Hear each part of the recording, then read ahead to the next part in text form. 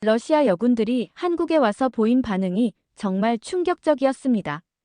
처음엔 한국을 완전히 무시했던 이들이 나중엔 아예 러시아로 돌아가기 싫다고 했거든요. 도대체 한국에서 무슨 일을 겪었길래 이렇게 마음이 바뀐 걸까요? 시베리아 출신 여군 장교의 이야기, 무슨 사연일까요? 영상을 보기 전 구독과 좋아요 눌러주시면 영상을 제작하는 데 있어 큰 힘이 됩니다. 저는 러시아 공수부대 여성 장교 카티아 볼코바입니다. 29살이고 시베리아에서 자랐어요. 군인 가문에서 태어나 어릴 때부터 강하게 자랐죠. 러시아 여자들은 원래 독하거든요. 특히 저 같은 시베리아 출신은 더욱 그래요. 아버지도 군인이었고 할아버지도 군인이었습니다. 어려서부터 약하면 살아남을 수 없다는 말을 들으며 자랐어요. 2023년 가을, 상부에서 갑자기 한국 파견 명령이 떨어졌습니다. 한러 군사교류 프로그램이라면서 6개월간 한국에서 훈련받고 오라는 거였어요. 솔직히 말하면 처음엔 완전히 기분이 나빴습니다. 한국이요? 그 작은 나라에서 뭘 배우라는 겁니까? 상관한테 직접 물어봤지만 명령이니까 가라는 대답뿐이었어요. 동료들도 마찬가지였어요. 함께 가게 된 5명 모두 불만투성이었죠. 옥사나는 아예 대놓고 말했습니다. 우리보다 작은 나라 가서 시간 낭비하기 싫어. 나탈리아도 비슷했고요. 모두들 한국을 우습게 봤어요. 특히 옥사나는 성격이 정말 독했거든요. 한국군이 우리보다 강하다고. 말도 안 돼. 러시아에서는 한국에 대해 별로 좋게 말하지 않거든요. 미국 앞잡이 정도로 생각하는 사람들이 많아요. 저도 그랬고요. 게다가 땅덩어리도 우리보다 훨씬 작잖아요. 인구도 우리 절반 수준이고 말이에요. 텔레비전에서 보는 한국은 그냥 케이팝이나 드라마 정도였거든요. 군사적으로는 별거 아닐 거야라는 생각이 강했어요. 출발 전날 밤, 동료들과 술을 마시면서 이런 대화를 나눴습니다. 6개월만 참자. 어차피 놀러 가는 거 아니야. 한국 음식이나 실컷 먹고 오자. 정말 그런 마음이었어요. 진지하게 뭔가 배우려는 생각은 전혀 없었죠. 보드카를 마시면서 한국 소주도 한번 마셔보자고 농담했던 기억이 나네요. 모스크바 공항에서 한국행 비행기를 탈 때도 마찬가지였습니다.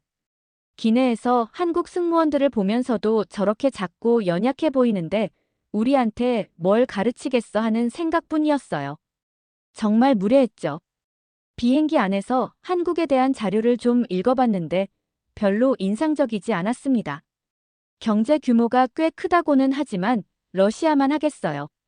군사력도 우리보다 약하다고 생각했고요.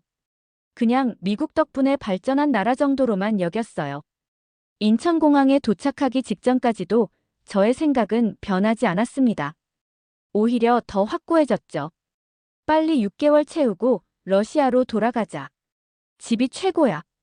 이런 마음으로 한국 땅을 밟았어요. 그때는 몰랐습니다. 제 인생이 완전히 바뀔 거라는 걸 말이에요. 인천공항에 내리자마자 첫 번째 충격이 왔어요. 공항 자체가 너무 크고 깨끗한 거예요. 모스크바 공항보다 훨씬 현대적이었습니다. 생각보다 괜찮네. 라는 생각이 속으로 들었지만 겉으로는 내색하지 않았어요. 동료들 앞에서 약해 보이고 싶지 않았거든요. 공항에서 우리를 마중 나온 한국 장교를 봤을 때 또 한 번 당황했습니다. 김준호 중령이라고 자기소개를 하더군요. 키가 꽤 크고 자세가 반듯했어요. 러시아어로 인사를 하는 거예요. 안녕하세요, 여러분. 한국에 오신 걸 환영합니다. 발음이 완벽하지는 않았지만 정말 놀랐어요. 옥사나가 저한테 속삭였습니다. 러시아어 할 줄 아네. 나탈리아도 의외라는 표정이었어요.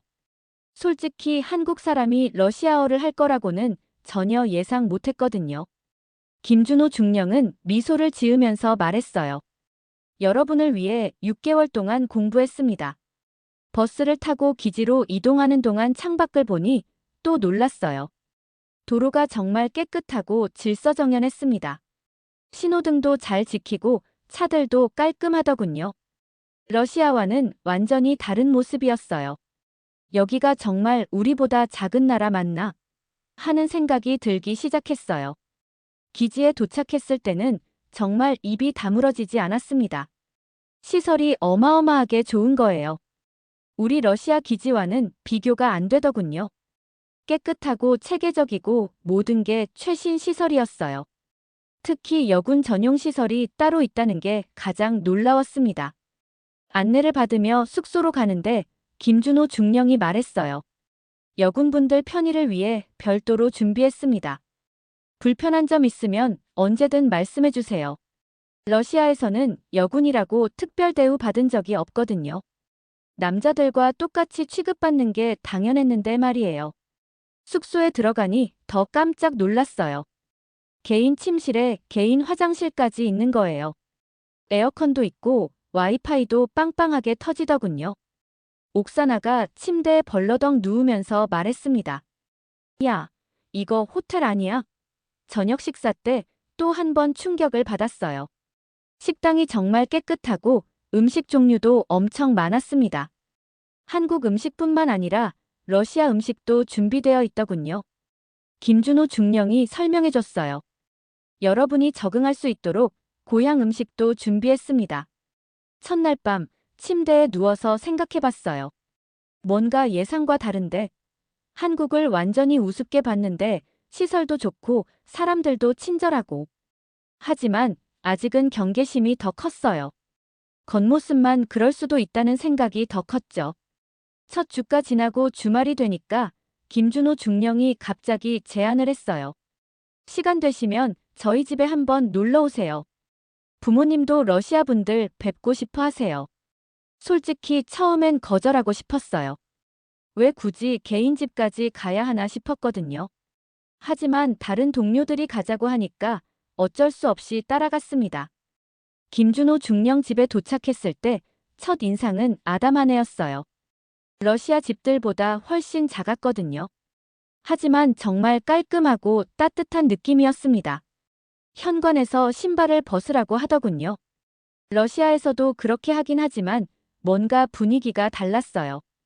더 정중하고 예의 바른 느낌이었죠. 어머니가 나오셨는데 정말 놀랐어요.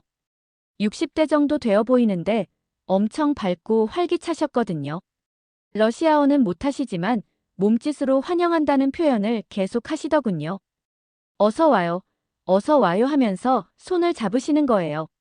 러시아 어머니들은 좀 차갑고 무뚝뚝한 편인데 완전히 달랐어요. 아버지도 마찬가지였습니다. 퇴직한 군인이라고 하시더군요. 옥사나가 러시아 군복 사진을 보여드리니까 엄지손가락을 치켜 세우면서 굿 하시는 거예요. 언어는 안 통해도 마음은 통하는 것 같았어요. 뭔가 따뜻한 기운이 느껴졌습니다. 식사 준비를 하시는 어머니를 보는데 정말 충격이었어요. 음식을 그렇게 정성스럽게 만드시는 거예요. 김치찌개, 불고기, 잡채까지 엄청 많이 준비하셨더군요. 게다가 우리가 러시아에서 왔다고 보드카까지 준비해 두셨어요. 어머, 이걸 어떻게 구하셨어요? 물어보니까 며칠 전부터 이태원까지 가서 사오셨다는 거예요. 식사 시간이 정말 인상 깊었어요. 어머니가 계속 음식을 더 먹으라고 하시는 거예요. 많이 드세요 하면서 반찬을 자꾸 올려주시더군요. 특히 어머니가 저한테 하신 말이 잊혀지지 않아요. 우리 딸 같아서 그래요. 많이 드세요. 김준호 중령이 통역해 주셨는데 그 순간 정말 눈물이 날 뻔했어요. 식사 후에 가족 사진을 보여주시더군요. 김준호 중령 어릴 때 사진부터 군대 들어간 사진까지 정말 자랑스러워 하시는 게 느껴졌어요. 그런데 저희 사진도 찍자고 하시는 거예요. 기념으로 찍어요 하면서. 옥사나도 나탈리아도 어색해했지만 결국 다 같이 찍었어요. 집에 돌아오는 길에 동료들과 이야기를 나눴어요. 옥사나가 먼저 말했습니다. 뭔가 이상해. 너무 친절한 거 아니야? 나탈리아도 고개를 끄덕이더군요. 우리나라 사람들은 저렇게 안 하는데. 저도 같은 생각이었어요. 그날 밤 잠들기 전에 생각해봤어요. 한국 사람들이 정말 이렇게 사는 건가? 겉으로는 여전히 경계심을 늦추지 않으려 했지만 마음 깊은 곳에서는 뭔가 변화가 시작되고 있었어요. 따뜻함에 대한 갈증 같은 게 느껴지기 시작했습니다. 한 달이 지나면서 동료들이 하나둘 변해가는 모습을 지켜봤어요. 가장 충격적인 건 옥사나였습니다. 그렇게 까칠하고 한국을 무시하던 애가 갑자기 한국 요리를 배우겠다는 거예요. 김치찌개 만드는 법 좀 알려달라고 김준호 중령한테 부탁하더군요. 정말 의외였어요. 처음엔 한국 음식 냄새만 맡아도 코를 찌푸리던 애가 말이에요. 나탈리아는 더 심했습니다. 아예 한국어 공부를 시작한 거예요. 틈날 때마다 한국어 책을 들고 다니면서 안녕하세요. 감사합니다. 죄송합니다. 이런 말들을 연습하더군요. 발음이 엉망이었는데도 정말 열심히 했어요. 나탈리아, 너 왜 이렇게 열심히 해? 물어봤더니 한국 사람들하고 대화하고 싶어서라고 하더군요. 저는 오히려 더 경계심이 들었어요. 쟤들 완전히 넘어간 거 아니야? 하는 생각이 들면서 혼자만 뒤처지는 기분이었거든요. 동료들이 변하는 모습을 보면서 질투와 불안감이 동시에 들었어요. 뭔가 저만 혼자 고집부리고 있는 것 같아서 기분이 좋지 않았습니다. 그러던 어느 날 장애물 훈련 중에 발목을 삐끗하는 사고가 났어요.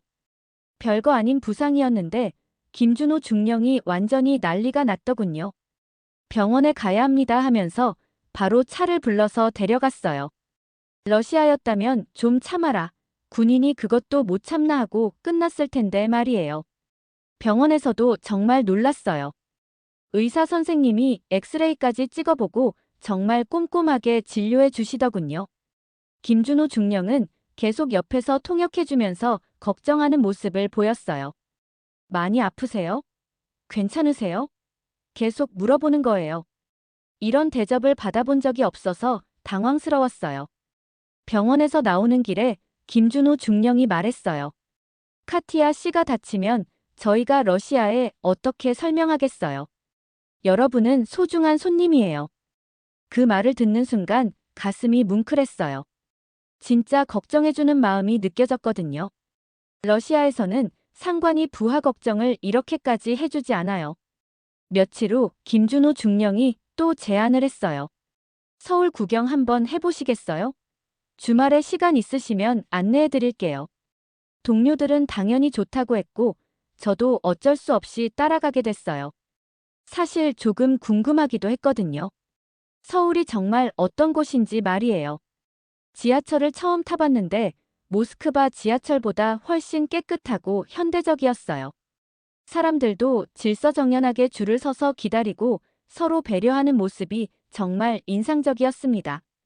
노인분이 오시면 자리를 양보하고 임산부한테는 먼저 배려하고 한국 사람들 진짜 예의 바르네 하는 생각이 절로 들었어요. 명동에서 떡볶이, 호떡을 처음 먹어봤는데 맛이 정말 독특하고 맛있었어요. 김준호 중령이 매우면 말씀하세요 하면서 계속 신경 써주더군요. 저녁에는 한강에 갔어요. 강변에 앉아서 치킨을 먹으면서 이야기를 나누는데 정말 평화로웠습니다. 그때 김준호 중령이 말했어요. 군인이 아닌 당신들의 모습도 알고 싶어요. 러시아에서는 어떻게 지내세요? 그 말을 듣는 순간 뭔가 마음이 열리는 기분이었어요. 동료들이 왜 한국에 빠져드는지 조금 이해가 되기 시작했습니다. 이런 따뜻함을 느껴본 적이 없었거든요. 3개월째 되던 어느 날 김준호 중령 부모님이 다시 저희를 초대해 주셨어요. 이번엔 추석이라는 한국의 큰 명절이라고 하더군요. 가족들이 모두 모인다고 해서 좀 부담스러웠는데 막상 가보니까 정말 따뜻한 분위기였어요. 집 안가득 음식 냄새가 나고 웃음소리가 끊이지 않았거든요. 할머니, 할아버지까지 계셨는데 우리를 보시더니 엄청 반가워 하시더군요. 특히 할아버지가 저희 손을 꼭 잡으시면서 눈물을 글썽이셨어요. 김준호 중령이 통역해주기를 6.25 참전 용사라고 하시면서 러시아도 이제 우리 친구, 전쟁은 끝났어요라고 말씀하시는 거예요. 전쟁 때 적이었던 나라 사람한테 이런 말을 하시다니 정말 놀라웠어요. 어머니는 또 상상을 초월하는 음식을 준비해 주셨어요.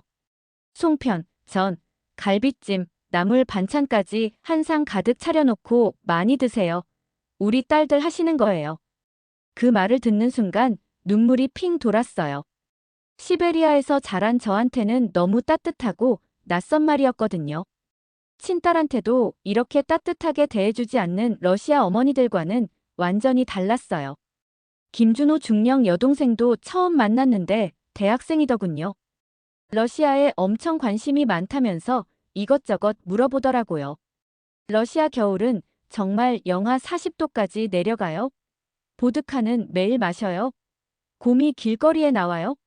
정말 순진한 질문들이었지만 진짜 궁금해하는 게 느껴졌어요.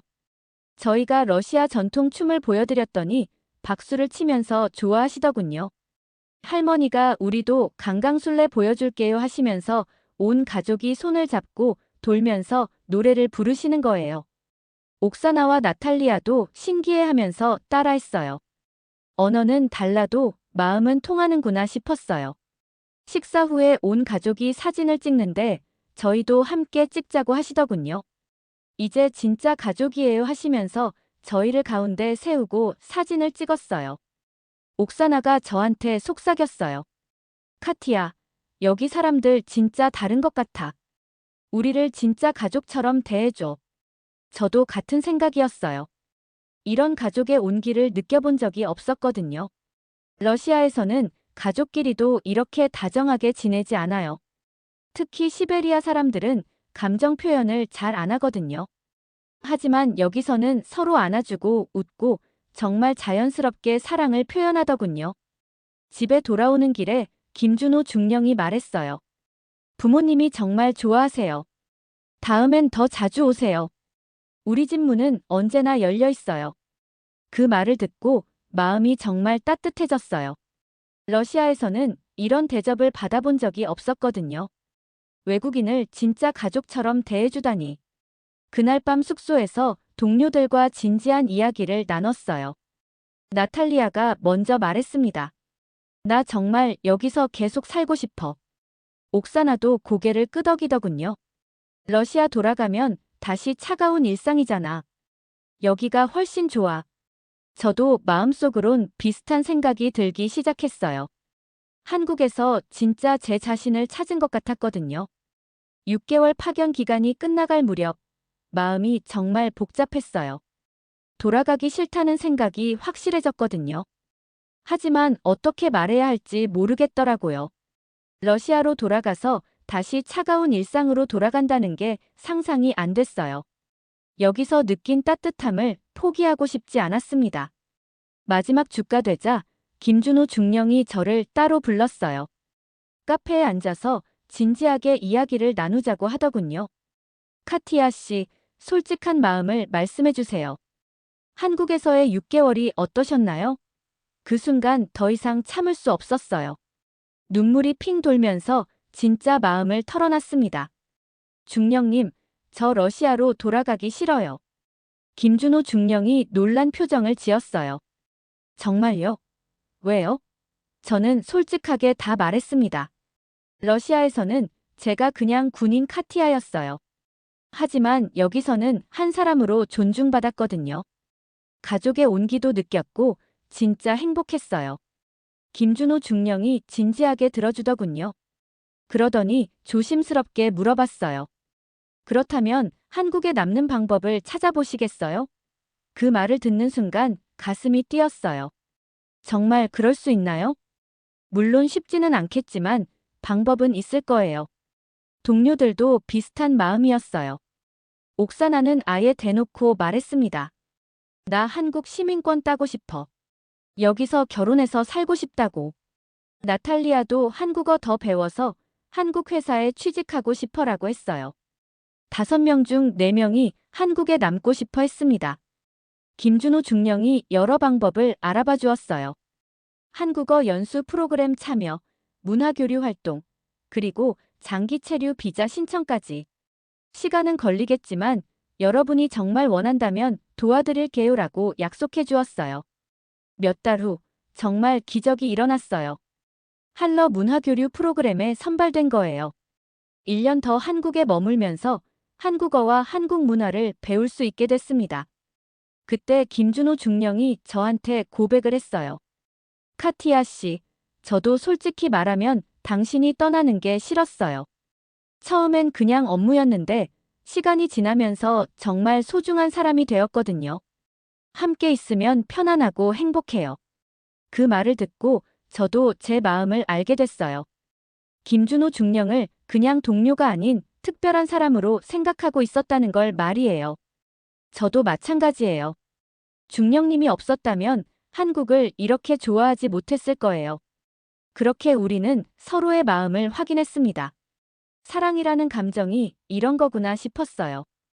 따뜻하고 포근하고 안전한 느낌 말이에요. 1년 후 김준호 중령이 정식으로 프러포즈를 했어요. 한강에서 반지를 꺼내면서 카티야, 나와 결혼해 주겠어요? 한국에서 새로운 가족을 만들어요라고 했어요. 저는 눈물을 흘리면서 네. 라고 대답했습니다. 동료들도 각자의 길을 찾았어요. 옥사나는 한국 남자와 결혼했고 나탈리아는 한국 회사에 취직했어요. 모두 한국에서 새로운 삶을 시작하게 된 거죠. 러시아로 돌아간 건 한 명뿐이었어요. 결혼 준비를 하면서 두 나라의 전통을 모두 지키기로 했어요. 먼저 한국에서 전통 혼례를 올리고 나중에 러시아에서 정교회 결혼식을 하기로 했거든요. 준호 씨의 부모님이 우리 딸 고향 예식도 꼭 해야지라고 하시더군요. 정말 감동이었어요. 한국 전통 혼례는 정말 아름다웠어요. 한복을 입고 패백 드리는 모습을 보니까 제가 진짜 한국 며느리가 된 기분이었어요. 시어머니가 이제 진짜 우리 딸이네. 라고 하시면서 눈물을 흘리시더군요. 저도 덩달아 울었어요. 이런 가족이 생긴다는 게 꿈만 같았거든요. 러시아에서 하는 결혼식도 뜻깊었어요. 제 부모님도 준호를 정말 좋아했어요.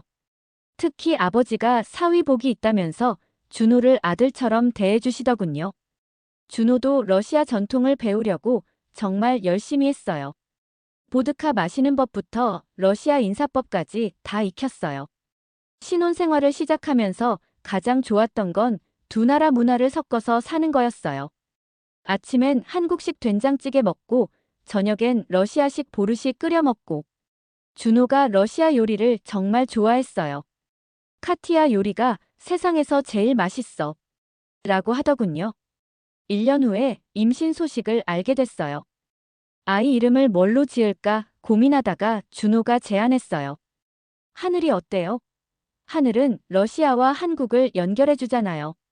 정말 좋은 이름이라고 생각했어요. 국경도 없고 차별도 없는 하늘처럼 우리 아이도 자라기를 바랐거든요. 둘째가 태어났을 때는 평온이라고 지었어요. 한국어로는 평온, 러시아어로는 스포코이스트비에. 두 나라가 평화롭게 지내기를 바라는 마음이었어요. 아이들이 자라면서 두 나라 언어를 모두 쓰면서 이야기를 해줬어요. 집에서는 러시아어, 밖에서는 한국어를 쓰면서 계속 말을 걸어줬죠. 저는 그렇게 준호와 함께 한러 문화교류 재단을 만들었어요. 저희 같은 국제결혼 부부들을 도와주고 두 나라 청소년들이 서로 교류할 수 있도록 하는 일이었어요. 정말 보람 있는 일이었습니다. 저희가 겪었던 문화적 어려움을 다른 사람들은 겪지 않았으면 좋겠다는 마음이었거든요. 특히 러시아에서 한국으로 오는 여성들을 도와주는 일에 집중했어요. 언어 교육부터 생활 적응까지 모든 걸 지원했습니다. 저도 처음엔 한국이 싫었는데 지금은 이곳이 제2의 조국이에요. 라고 말해주면 모두들 놀라더군요. 저희 이야기가 언론에 소개되면서 한러 관계 개선의 상징이 됐어요. 두 나라 대사관에서도 초청해서 강연을 해달라고 했어요. 사랑에는 국경이 없다는 메시지를 전했습니다. 정말 뿌듯했어요. 준호는 한러 군사교류 담당관이 되었고 저는 문화교류 전문가가 됐어요. 두 나라를 연결하는 다리 역할을 하게 된 거죠. 처음에 한국을 무시했던 제가 이렇게 될 줄은 정말 몰랐어요. 지금 저는 완전히 다른 사람이 됐어요. 한국 시민권도 취득했고 이름도 김카티아로 바꿨습니다. 하늘이와 평온이는 무럭무럭 자라 이제 조금씩 말을 할 수 있어요. 두 아이 모두 러시아어와 한국어를 조금씩 하는 게 정말 자랑스럽고 너무 예뻐요. 저희가 운영하는 할러 평화재단은 이제 두 나라에서 인정받는 단체가 됐어요. 100명 이상의 청소년들이 교환학생 프로그램에 참여해요. 러시아 학생들이 한국에 와서 한국이 이렇게 좋은 나라인 줄 몰랐어요 라고 말할 때마다 보람을 느껴요. 옥사나와 나탈리아도 각각 한국에서 잘 살고 있어요. 옥사나는 한 아이의 엄마가 됐고 나탈리아는 한국 회사에서 취직해서 열심히 일하고 있죠. 가끔 만나서 우리 정말 잘 선택했지? 라고 이야기해요. 모두들 한국에 온 걸 후회하지 않아요. 제가 러시아에서 온 후배들한테 자주 하는 말이 있어요. 선입견을 버리고 마음을 열어보세요. 한국은 정말 아름다운 나라예요. 처음엔 믿지 않던 애들도 시간이 지나면 저와 같은 말을 하게 돼요. 한국의 매력을 느끼게 되거든요. 준호는 한러 군사협력 분야에서는 최고 전문가로 인정받고 있어요. 저도 문화교류 분야에서 여러 상을 받았어요. 두 나라 정부에서 평화의 사도라고 불러주세요. 정말 영광스러워요. 요즘 저희 재단에 러시아 여성들이 많이 찾아와요. 카티아 선생님처럼 한국에서 성공하고 싶어요라고 해요. 그럴 때마다 제 경험을 나눠줘요. 한국은 노력하는 사람에게 기회를 주는 나라예요. 포기하지 마세요. 두 나라의 문화를 모두 이해하는 아이로 키우기 위해 러시아도 왔다 갔다 하며 접해볼 생각이에요. 준호와 저는 이제 한러 관계 개선의 상징적인 부부가 됐어요. 이제 저도 러시아보다 한국이 더 편해요. 김치도 보르시만큼 좋아하고 한국 드라마도 러시아 영화만큼 재밌어요. 정말 한국 사람이 된 기분이에요. 가끔 시베리아에서 자라던 어린 시절을 생각해요. 그때는 이런 삶을 살게 될 줄 꿈에도 몰랐어요. 한국에서 가족을 이루고 평화를 위해 일하게 될 줄은 말이에요. 인생은 정말 예측할 수 없는 것 같아요. 하지만 지금 이 순간이 가장 행복해요. 한국 파견을 통해서 새로운 삶을 찾게 된 카티아의 사연은 여기까지입니다. 오늘 사연은 어떠셨나요? 오늘의 사연이 마음에 드셨다면 좋아요 한번 부탁드립니다.